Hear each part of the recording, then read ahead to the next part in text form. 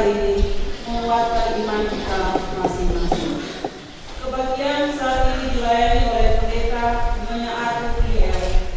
Majelis dan kolektang serta sinode yang bertugas adalah dari sektor eklesia. Tata kebagian yang digunakan dalam tata kebagian minggu kedua. Pembacaan Alkitab terdapat dalam Kitab Kudus Perjanjian Lama, Yeremia pasal 29 ayat 1 hingga ayat 9. Nyanyian yang digunakan adalah lengkap Kidung Jemaat. Atas perhatian jemaat kami mengucapkan terima kasih dan selamat kebagian. Tuhan Yesus memberkati. Waktu 9 Juli 2023, di Jemaat GPMP Waktu, Pendeta Nyonya Eklawa Estasi, Ketua Sekretaris Natwa YKI. Saudara-saudara jemaat yang diberkati oleh Tuhan Yesus, kita bisa membaca firman Tuhan di dalam kitab Yeremia pasal 29 ayatnya yang pertama sampai dengan ayatnya yang ke-9 itu saudara-saudari ada persoalan-persoalan yang dialami oleh orang-orang yang ada di perjuangan, dan dengan persoalan-persoalan itu maka Nabi Yeremia dengan keras untuk menantangnya dengan memberi petunjuk, dorongan, dan mengarahkan semua umat-umat yang ada di perjuangan itu untuk mengikuti apa yang menjadi kehendak. Bapak Ibu saudara-saudara, ketika kita mengkaji Yeremia pasal 29 pada ayatnya yang pertama sampai dengan ayatnya yang ke-9 itu, kita lihat bahwa kondisi yang menimpa orang-orang Yahudi di perjuangan itu tentu sangat memprihatinkan. Menjadi orang buangan tentulah berbeda dengan hidup di negeri sendiri. Dalam kondisi itu, harapan untuk kembali pulang itu pasti ada, Bapak Ibu saudara-saudara. Jika kita ada di tanah perantauan orang dan kita mendapatkan hal-hal yang menghimpit diri atau hal yang menantang kehidupan kita, maka kita akan mengingat untuk harus kembali ke negeri asal kita, supaya kita jangan lagi menderita seperti itu. Dan itulah yang dirasakan oleh orang-orang dunia. Bapak Ibu saudara-saudara, hal ini tidak akan terjadi dalam waktu yang singkat. Tidak akan pernah terjadi dalam waktu yang singkat. Masalahnya adalah umat yang saat itu ada di dalam titik terendah, gampang sekali diberi harapan palsu oleh para nabi, oleh imam-imam, oleh pemimpin-pemimpin Yahudi yang ada, oleh nabi-nabi palsu. Bapak Ibu saudara-saudari, akan sangat berbahaya bila mereka gampang terpengaruh dengan buatan palsu, akhirnya tinggal dalam harapan yang semu, tidak berdaya. Oleh sebab itu, surat dari Yeremia yang berisi tentang firman Tuhan kepada mereka yang ada di pembuangan adalah petunjuk Tuhan langsung dari Tuhan, petunjuk langsung dari Tuhan tentang bagaimana harus menjalani hidup di tempat yang baru. Menjalani hidup di tempat yang baru tentu penyesuaian diri, tentu beradaptasi dengan tempat-tempat itu, tempat yang baru, dengan orang-orang yang ada di tempat itu. Dengan petunjuk itu, umat dapat terhindar dari harapan-harapan palsu yang digaungkan oleh para nabi palsu dengan kekuasaan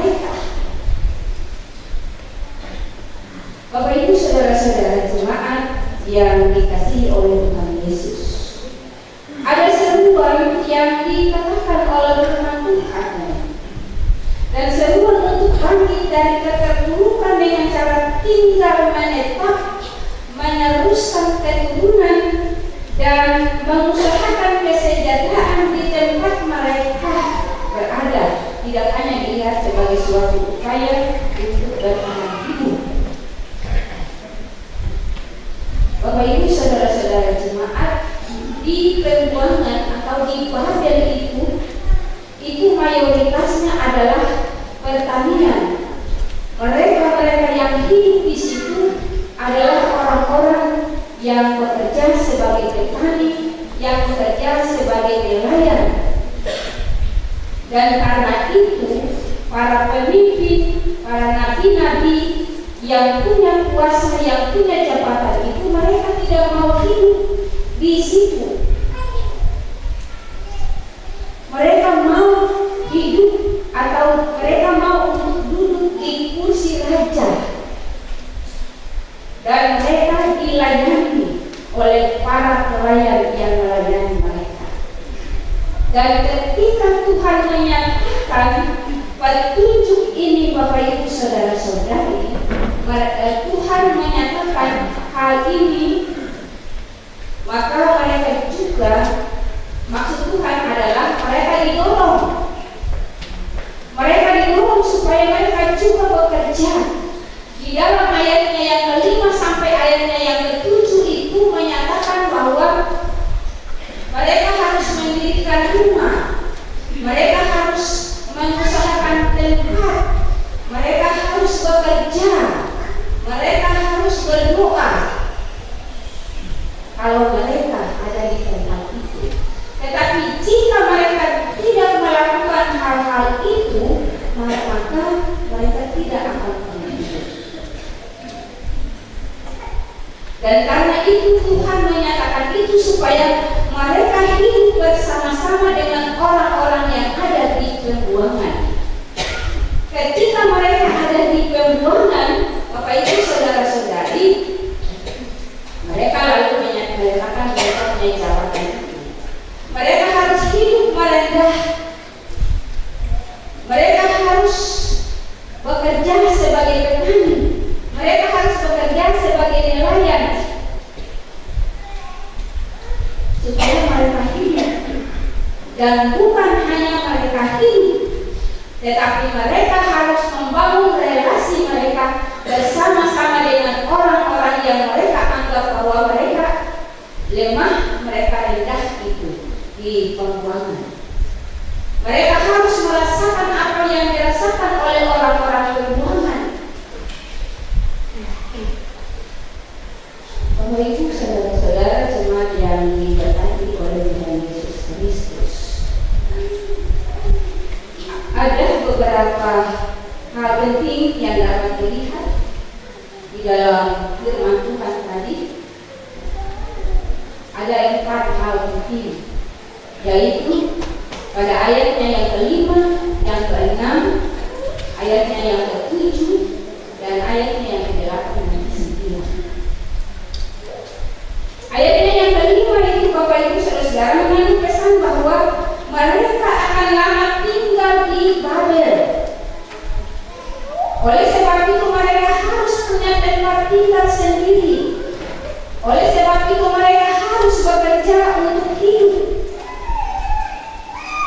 tanpa harus tergantung dengan orang lain. Dan pesan yang berikut pada ayatnya yang ke-6 itu adalah mereka harus mempertahankan generasi mereka itu, melainkan juga supaya jati diri keyahudian mereka tidak hilang meskipun harus hidup di negeri orang.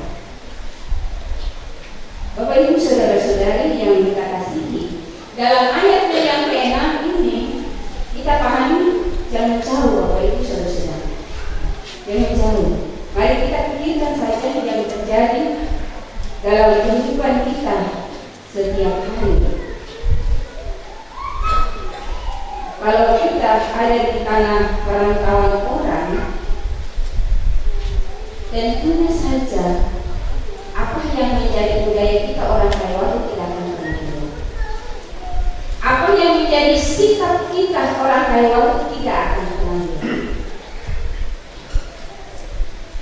Kalau kita ada di tanah orang Taiwan, Bapak Ibu saudara-saudari, kita ingat bahwa ketika kita di Ambon itu, Bapak Ibu saudara-saudari, itu kehidupan orang-orang yang ada di Ambon itu, khususnya orang-orang Tenggara itu, hidupnya itu saling bersekutu, bersama-sama. Hidup persekutuan orang bersaudara itu sangat kental. Mereka melakukan perkumpulan atau persekutuan orang-orang Tenggara atau orang-orang Taiwan atau dari tempat-tempat lain di Maluku Tenggara ini. Itu berarti Bapak Ibu saudara-saudari, meskipun mereka ada di tanah perantauan orang, tetapi persekutuan yang mereka bangun di tanah asalnya sendiri itu tidak akan pernah hilang. Dan mereka mau untuk hidup bersama-sama dengan orang-orang yang bukan satu kampung atau yang bukan satu pulau. Saudara-saudara jemaat yang kita kasihi, jadi di negeri orang itu bukan saja kita ada di sana untuk kita meneruskan keturunan kita, tetapi juga kita melestarikan persekutuan hidup kita sebagai orang sedang. Ayatnya yang ke-7 mengandung pesan di situ juga, Bapak Ibu saudara-saudari, adalah jangan lupa harus kuat di dalam janji Tuhan, harus meneguhkan janji Tuhan seperti janji Tuhan kepada Abraham yang tertulis di dalam Kejadian pasal 28 ayatnya yang ke-14, bahwa oleh keturunannya semua kaum di muka bumi akan mendapat berkat. Itu janji Tuhan. Kita harus pegang janji itu dimanapun kita berada. Dan janji itu adalah pesan firman Tuhan pada hari ini di dalam ayat 7 Yeremia pasal 29. Pesan yang berikut yang kita temui, yang pesan yang terakhir di dalam firman Tuhan di dalam ayat 8 dan 9 adalah konsekuensi dari melakukan perintah-perintah yang telah disebutkan tadi. Bapak Ibu saudara-saudari, perintah di dalam ayat 5 dan 6 untuk mendirikan rumah, untuk meneruskan keturunan, itu perintah Bapak Ibu saudara-saudari. Itu tidak boleh terpengaruh oleh nabi-nabi palsu. Itu perintah. Jadi perintah dan larangan diberikan bersama agar umat bisa menjalankan sekaligus dapat menjaga diri dari hal-hal yang dapat merugikan mereka sendiri. Jadi dalam perjalanan hidup kita, dalam melakukan sesuatu, dalam menjalani kehidupan ini dengan menemui berbagai hal, jangan pernah kita kendor Bapak Ibu saudara-saudara. Ayat 7 telah menyatakan bahwa meneguhkan janji Tuhan. Tuhan tetap setia, walaupun apa yang menjadi keterpurukan hidup kita, Dia tetap setia mendampingi kita. Mereka yang hidup ibadah di tanah perjuangan, walaupun keterpurukan hidup itu dialami oleh umat-umat yang ada di Babel, tetapi Tuhan tidak pernah meninggalkan mereka. Tuhan tetap setia mendampingi mereka, karena itu adalah cara Tuhan bagi mereka untuk kembali setia kepada perintah-perintah Tuhan dan menjalankan kehendak Tuhan. Dari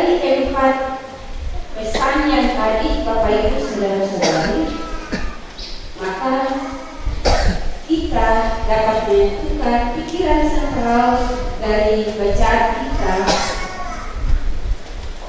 Yeremia pasal 29 ayat 1 sampai dengan ayatnya yang ke-9 ini ada pertanyaan Bapak Ibu Saudara-saudara.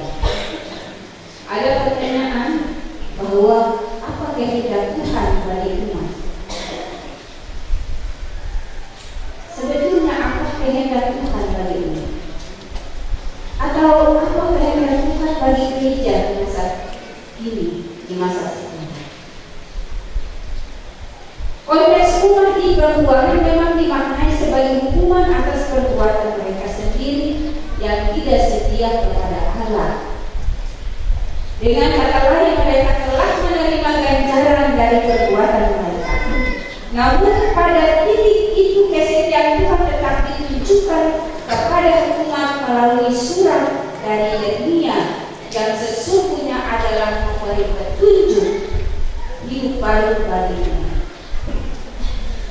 Petunjuk yang di dalamnya terdapat nasihat, terdapat larangan untuk hidup di dalam kebencian, terdapat larangan untuk hidup di dalam kedengkian, untuk hidup diri sendiri. Pandangan tentang Tuhan yang hanya dibatasi oleh tembok kota Yerusalem dan Bait Allah ini harus dimaknai di luar batas itu. Jadi bukan hanya kepada orang-orang buangan yang ada di Badan atau yang ada di sekitarnya, tetapi juga bagi semua umat-umat Tuhan yang ada di seluruh dunia, yang ada di manapun mereka ada, yang harus mengikuti petunjuk Tuhan, yang harus setia kepada kehendak dan perintah Tuhan. Sebab kalau tidak mengikuti perintah Tuhan, maka tentu saja ada hukuman, ada ganjaran yang mereka akan rasakan. Bapak Ibu Saudara-saudari yang dikasihi oleh Tuhan Yesus Kristus, di dalam mengembangkan pikiran sentral dari kesan teks yang ada itu Bapak Ibu, mestinya ada pertolongan hidup di dalam diri kita. Mestinya kita bangkit dari keterpurukan hidup kita, dan mestinya kita hidup bermasyarakat. Kita hidup bermasyarakat artinya kita hidup bersama-sama, bukan kita hidup untuk diri kita sendiri. Kita hidup dalam pertobatan artinya kita saling mengarahkan orang lain, bukan hanya diri kita, untuk kita sama-sama hidup di dalam pertobatan, saling melengkapi, saling menyempurnakan, agar supaya hidup kita semua itu menjadi baik, bukan hanya hidup kita saja menjadi baik dan biarkan orang lain hidupnya tidak sesuai dengan kehendak Tuhan. Tanggung jawab kita yang Tuhan berikan bagi kita di dalam firman Tuhan. 4 pesan itu yang menjadi pegangan bagi kita untuk kita nyatakan di dalam kebersamaan kita. Dengan demikian Bapak Ibu Saudara-saudari, hidup kita akan menjadi sejahtera. Hidup sejahtera bukan dilihat dari berapa banyaknya kekayaan kita, berapa banyaknya harta milik kita yang kita miliki, tetapi kesejahteraan itu dilihat dari moralitas kita, dilihat dari sikap kesetiaan dan ketulusan kita, dilihat dari karakter hidup kita yang memberi berkat bagi orang lain, bukan hanya kekayaan kita. Jika kekayaan kita itu banyak, materi kita itu banyak, tetapi sikap hidup kita tidak menunjang apa yang kita punya, berarti bukanlah hidup kesejahteraan itu kita miliki. Tetapi kekayaan kita, material kita, kebersamaan kita itu ada, kita miliki, disertai dengan sikap hidup kita yang baik, ketulusan hati kita, moralitas hidup kita, maka itulah yang disebut sebagai kesejahteraan hidup. Kesejahteraan hidup itu juga membutuhkan ketentraman hidup kita, kenyamanan hidup kita, ketenangan hidup kita. Tidak ada huru-hara di dalam hidup kita, tidak ada saling mempersalahkan di dalam hidup kita, tidak ada saling menudi di dalam hidup kita. Bapak Ibu saudara-saudari jemaat yang diberkati oleh Tuhan Yesus Kristus, dari apa yang tadi dikatakan tadi Bapak Ibu saudara-saudari, ternyata kehidupan kita masih dipengaruhi oleh arus perkembangan sekarang ini. Hal-hal positif kita tidak mau mengikuti, tetapi kita cenderung untuk mengikuti hal-hal yang negatif, karena kita berpikir bahwa itulah yang memberi yang terbaik dari kita. Dengan perkembangan yang ada, perkembangan zaman yang ada, teknologi yang ada, Bapak Ibu saudari, membuat kita menjadi malas, membuat kita menjadi masa bodoh, membuat kita tidak kreatif, membuat kita pasrah pada keadaan dan lain-lain sebagainya. Itu saya mau lagi pasrah saja kepada keadaan, apa yang mau jadi saja, karena tidak mau untuk mengundang Tuhan di dalam kehidupan. Dan dengan demikian, dengan tantangan pencobaan yang ada, dia pasrah. Bapak Ibu saudara-saudara, pasrah pada keadaan, tidak kreatif, tidak mengatur hidup ini dengan yang baik, tidak mau berdaya guna. Bapak Ibu saudara-saudara jemaat, dengan perkembangan zaman yang ada, Bapak Ibu saudara-saudara terkasih, menyadarkan kita atau menguatkan kita untuk kita selalu dan senantiasa bekerja dengan keras, tidak perlu tangan, bekerja dengan keras. Ada banyak pemberdayaan yang dilakukan, yang kita lakukan di jemaat di Klasis. Dengan pemberdayaan itu ada punya maksud, ada punya tujuan untuk meningkatkan skill kita dan juga meningkatkan ekonomi rumah tangga kita, supaya jangan kita hidup berpanggangan. Generasi muda, generasi sekarang, Bapak Ibu saudara-saudari, tidak mau lagi bekerja. Mereka mau untuk menerima apa yang ada. Yang ada pada pikiran mereka adalah sekarang ini atau sebisa bekerja keras lagi. Sekarang ini atau tidak bisa menderita lagi.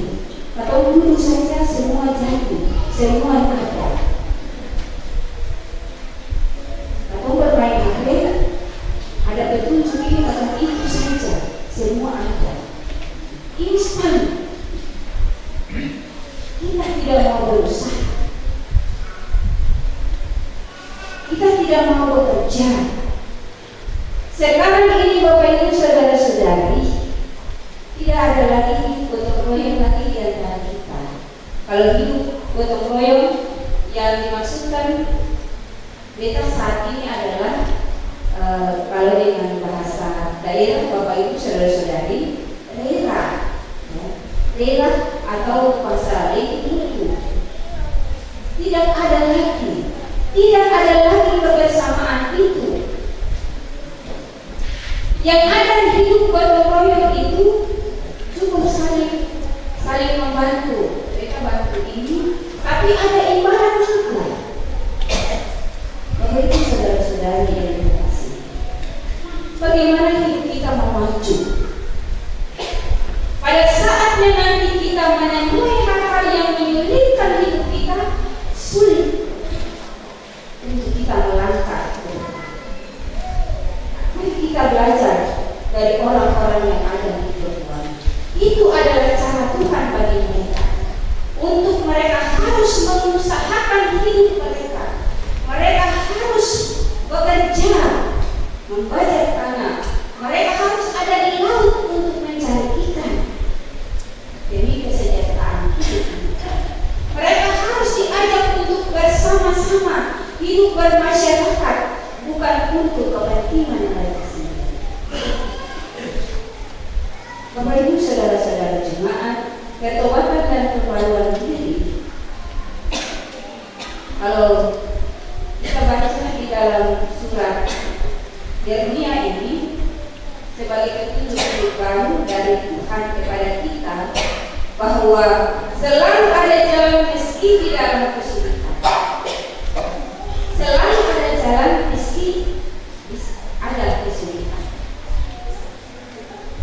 Itu iman kita, Bapak Ibu. Setiap orang yang mengalami kesulitan hidup hendaknya tahu bahwa Tuhan selalu menyediakan jalan terbuka untuk keluar dari kesulitan. Jadi biasanya Bapak Ibu saudara-saudari, kita katakan bahwa tantangan dan cobaan penderitaan yang kita alami itu jangan anggap itu sebagai suatu ujian dari Tuhan yang menyulitkan kita, yang membuat kita sengsara. Tetapi mungkin itu adalah cara Tuhan bagi kita untuk kita menguatkan iman diri kepada Tuhan, untuk kita selalu mengundang Tuhan itu bersama-sama dengan kita. Kita mengundang Tuhan untuk Tuhan mengeluarkan kita daripada semua tantangan dan cobaan itu. Pengujian iman, apakah sungguh dan benar kita mengimani Tuhan itu dalam kehidupan kita atau tidak? Ada yang dalam kesulitan-kesulitan itu, Bapak Ibu saudara-saudari, hari ini tidak mendapatkan jalan keselamatan, besok juga tidak mendapat jalan keselamatan, lalu mulai memberontak.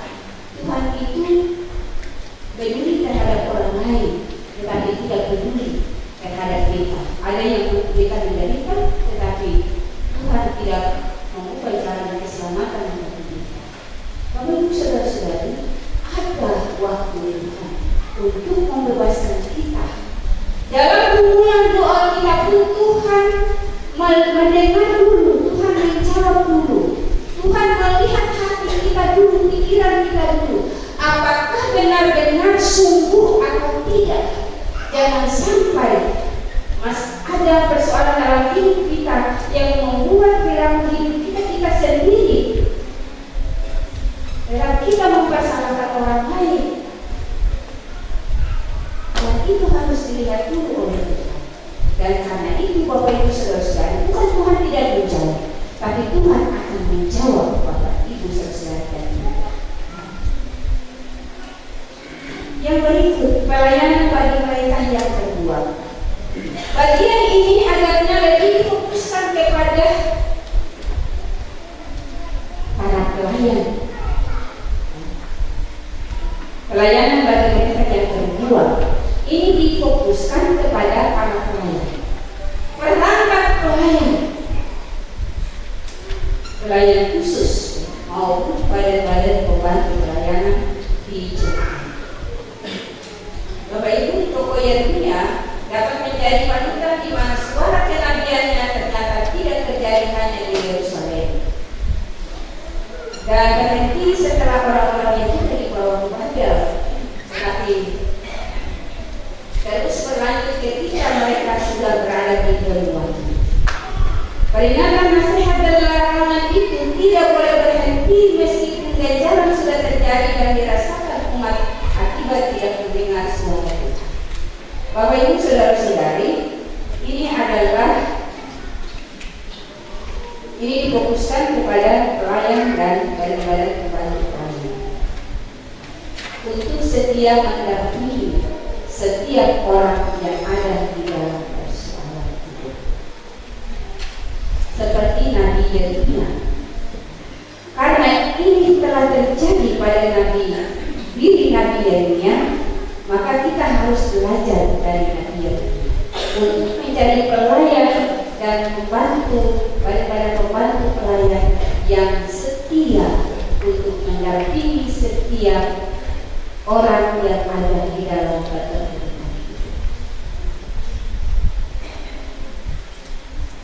Saudara-saudara jemaat, barisan pelayan itu adalah kekuatan besar untuk membangun kehidupan jemaat dan masyarakat yang hidup dalam damai sejahtera.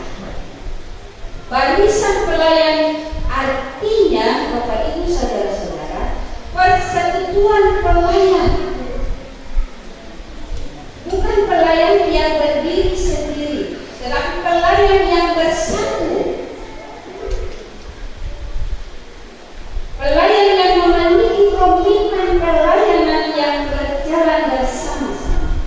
Oleh karena itu pelayanan kepada mereka yang lemah, mereka yang terbuang, mereka yang termarginal harus mendapat perhatian utama karena Tuhan telah memanggil umat menjadi miliknya dan juga telah memilih pelayannya untuk melayani umat.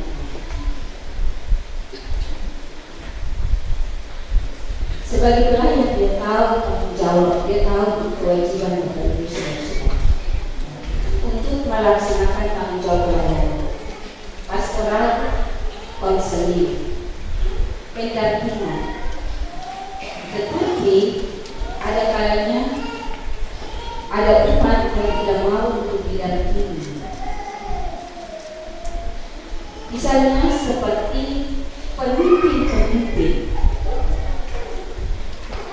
karena merasa bahwa adalah pemimpin, merasa bahwa adalah orang-orang yang terpandang, maka apa gunanya anak kecil datang untuk mendampingi kita sebagai orang tua. Itu yang mestinya kita harus pahami.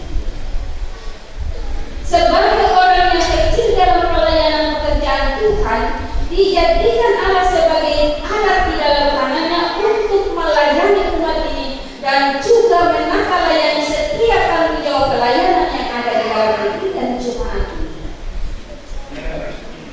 Dan karena itu, Bapak Ibu saudara-saudara jemaat, bukan hanya janda duda yatim piatu orang yang bermasalah yang didampingi, tetapi semua yang ada harus didampingi oleh semua para pelayan dan membantu pelayan yang ada di tengah-tengah jemaat. Dan karena itu jemaat pun harus berdiri untuk didampingi. Bergerak bersama. Kesejahteraan itu harus diusahakan Bapak Ibu saudara-saudara. Kesejahteraan itu bukan sesuatu yang sudah ada lalu kita ambil, kita miliki, kita nikmati. Tetapi kesejahteraan itu harus diusahakan dengan bekerja keras. Kita bekerja, baru kita mendapatkan hasil untuk kita hidup. Kita melakukan perbuatan baik, hidup kita menjadi aman dan damai. Dan karena itu kesejahteraan itu harus diusahakan, dikerjakan, serta dinikmati bersama-sama dan bukan secara sendiri-sendiri. Hidup sejahtera bukan diukur dari seberapa kekayaan dan kemampuan kuat hebatnya kita, melainkan seberapa mampu suatu keluarga atau masyarakat. Jadi satu orang tidak bisa mampu untuk mengusahakan kesejahteraan hidupnya. Harus ada lebih daripada satu orang di dalam keluarga, karena di dalam keluarga itu lebih daripada satu orang. Di dalam masyarakat adalah kelompok yang besar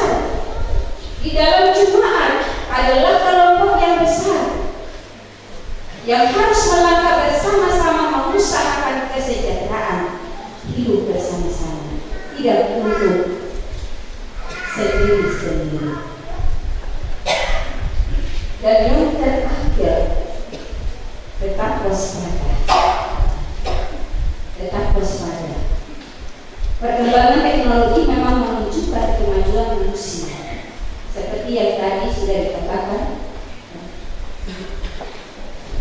menunjukkan kemajuan manusia dalam berpikir dan berkarya kepada. Namun itu pun belum menjamin kesejahteraan, karena teknologi pun bisa dipakai untuk menyusahkan bahkan menghancurkan kehidupan. Benar ya Bapak Ibu saudara-saudara? Bisa teknologi yang sekarang juga kita salah mengartikan, memaknai dan memanfaatkannya akan menghancurkan diri dan hidup kita. Maka ujung-ujungnya itu adalah bencana yang kita rasakan. Seperti yang tadi disampaikan kepada Ibu saudara-saudara. Jangan dengan perkembangan teknologi yang sekarang lalu kita duduk berbangku tangan, lalu hal-hal yang instan itulah yang kita ambil. Kita tidak mau berusaha. Kita waspada agar tidak terjebak pada pengaruh teknologi yang justru membuat kita semakin jauh daripada Tuhan. Kita bekerja, tetapi kita harus mengingat Tuhan. Kita memberi kesempatan untuk bersama-sama dengan Tuhan, mengambil kesempatan bersama Tuhan dalam setiap hari-hari hidup kita. Tidak selamanya kita hidup di zona nyaman, ya Bapak Ibu saudara-saudara. Ada kalanya kita dibuang dan menghadapi dan serta dilema seperti bangsa Israel saat itu. Namun ingatlah, meski kita ada dalam masa pembuangan, tetap lakukan tugas kita dengan maksimal.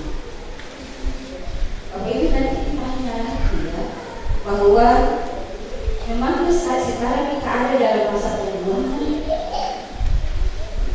kita sudah memahami dengan Tuhan tadi. Pembuangan berarti kita harus bekerja keras dan mengusahakan hidup kesejahteraan hidup kita. Kita tidak mengharapkan sesuatu yang instan. Pembuangan artinya hidup kita tidak sesuai dengan kehendak Tuhan. Masih ada di dalam diri kita iri hati, cemburu, kedengkian. Masih ada di dalam diri kita perjudian, mabuk-mabukan, miras, perselingkuhan, penyakit-penyakit sosial yang lainnya. Itu adalah hidup dalam pembuangan.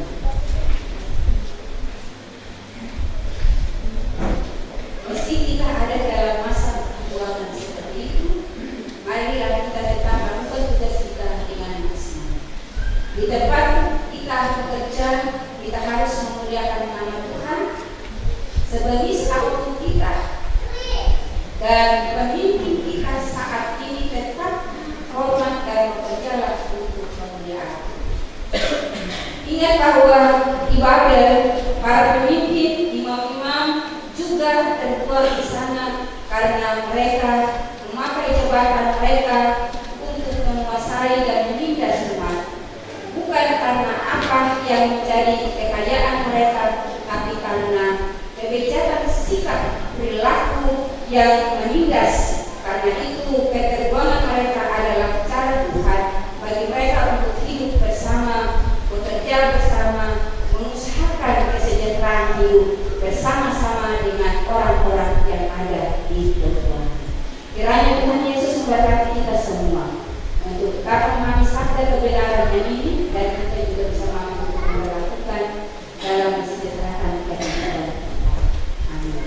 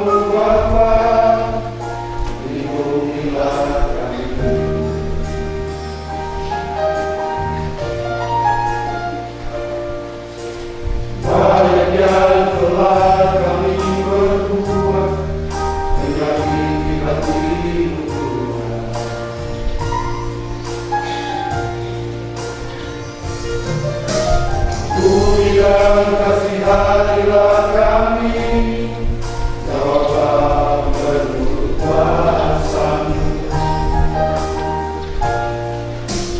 Kepadamu kami berdoa, kepadamu Tuhan kami berserah. Bapa, jangan biarkanlah kami berwarga di jalan yang sesat. Pada siapa kami berserah, pada siapa kami harus mengadu. Hanya Engkau Tuhan penolong hidup ini, karena selamanya.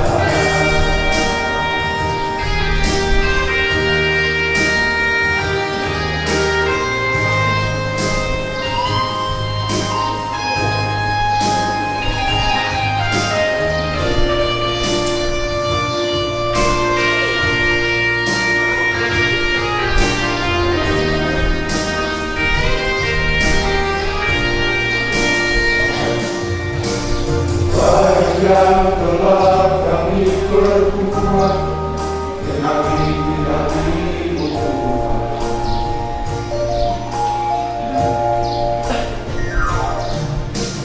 Ampuni dan kasihanilah kami, jawablah menurut kuasa-Mu.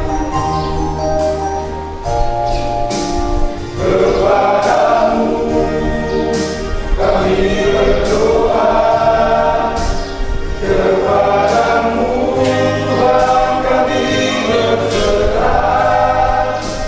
Bapa, jangan biarkanlah kami berada di jalan yang sesat.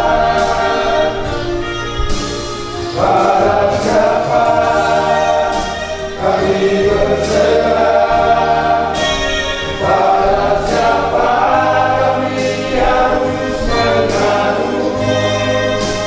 Hanya Engkau Tuhan penolong hidup ini, karena selamanya.